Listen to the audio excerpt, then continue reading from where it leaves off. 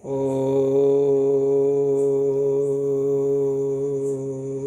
श्री गुरु पुनः ब्रह्मदेवाय नमः।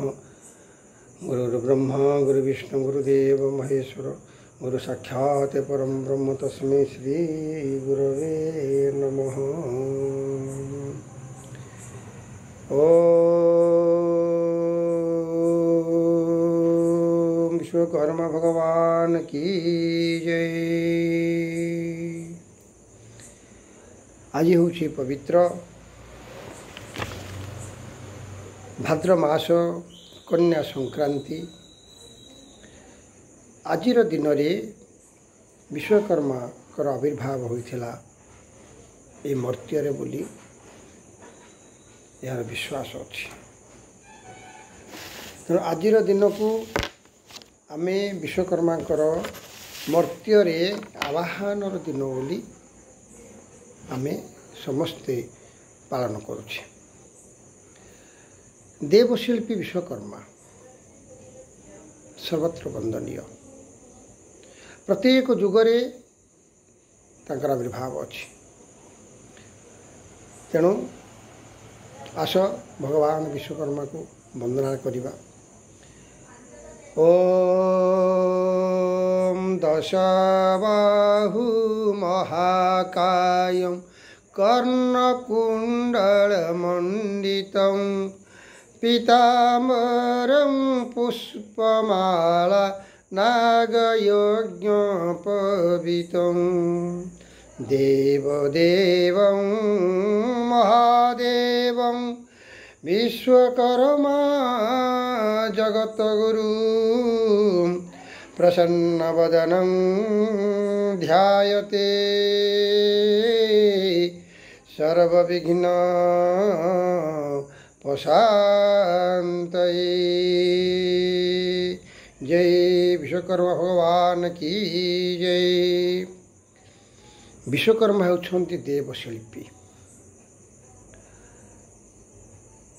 विश्वर निर्माता तांकर एवं तांकु समस्त शिल्प रो आद्य देवता रूपे पूजा करते। जेपरी ब्रह्मा विष्णु महेश्वर आविर्भाव ठीक से परी विश्वकर्मा आविर्भाव। तेणु समस्त पूजा करती यही तीन दियों को एवं आशीर्वाद पाई थांते। यही विश्वकर्मा वाहन होउछन्ति हंस वाहन, जहाँकि भगवान ब्रह्मांकर वाहन हंस वाहन। ब्रह्मा सृष्टि रे जीव तैयारी कले एवं विश्वकर्मा सृष्टि रे तांको पई रहिया पई घर द्वार मंदिर मस्जिद गिरजा एवं तांकर चलिया पई विभिन्न प्रकार शिक्षा बा ज्ञान दिगला। जो ज्ञान माध्यम रे से माने संसार रे चल प्रचल कले। जुग को जुग ही मत परमानंद ये जगत। प्रत्येक जुगरे भगवान विश्वकर्मा आविर्भाव होइछि। प्रथम नेबा सत्ययुग को। सत्ययुग रे भगवान विश्वकर्मा आज आमर ओडिशार परिचय जगन्नाथ महाप्रभुंकर लीलाक्षेत्र बा धाम। से धाम मध्य थिबा मंदिर श्रीमंदिर भितर थिबा मुक्ति मंडप पाखरे आदि नृसिंहकर मंदिर विश्वकर्मा तैयारी करथिले एवं नृसिंहदेव को प्रतिष्ठा करथिले। सेई विश्वकर्मा अनंत महाराणा रूप धारण करी स्वयं निजे श्री जगन्नाथ श्री बलराम माता सुभद्रा, चक्रराज सुदर्शन मूर्ति को निज इच्छा रे प्रकट करथिले एवं समस्त देवता और देवी मानक पाई एपरिक सुधर्मा सभा, देवसभा, वैकुंठपुर, ब्रह्मपुर, कैलाशपुर इत्यादि निर्माण कर देवता मान को थैथान करते। मर्त्य मंदिर, मठ, विभिन्न प्रकार वासस्थान प्रत्येक कार्य विश्वकर्मा को आवाहन करा जाए। पाताल नागलोक नागलोक माने रहिया पई समस्त प्रकार गृह निर्माण करथिले बोली आज आमर विश्वास। ये विश्वासर प्रतीक हिसाब से भगवान विश्वकर्मा कर आशीर्वाद रे आज आम गोटे गोटे घरे गोटे गोटे घर तैयारी करिकी तांकर पूजा अर्चना करुछे।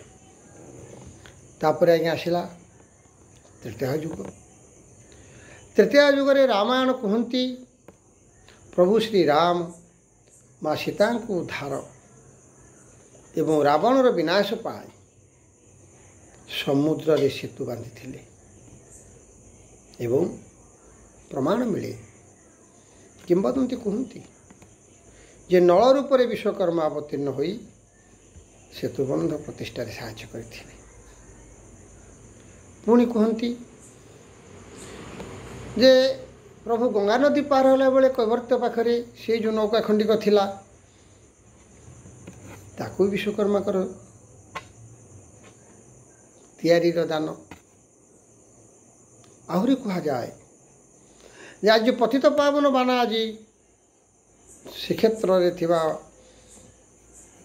प्रभुंकर जो बड़ मंदिर बड़ देउल ता बाना उड़ुछि से बाना को जिते बेले से जो कपड़ा खंडिक जे कना खंडिक जिते बेले प्रभु मागिले कहले कैवर्त्य से कना खंडिक दियो से करे प्रभु धरिछंती एकरे कैवर्त्य धरिछि। सेति बेले भगवान प्रभु श्री राम विश्वकर्मा को स्मरण कले। विश्वकर्मा ताकर और माने हथियार जो कहती ता साहाଯ୍य तु एक कोणरू से कोण दी खंड कले जाकि पताका रूप धारण कला। से पतित पावन पताका ताकू पतित पावन पताका कहगला। से पताका आज आमर पुरी मंदिर शीर्ष पतित मान को उद्धार करने पतित मान को त्राण करने फरहर उड़ी बुलुछि।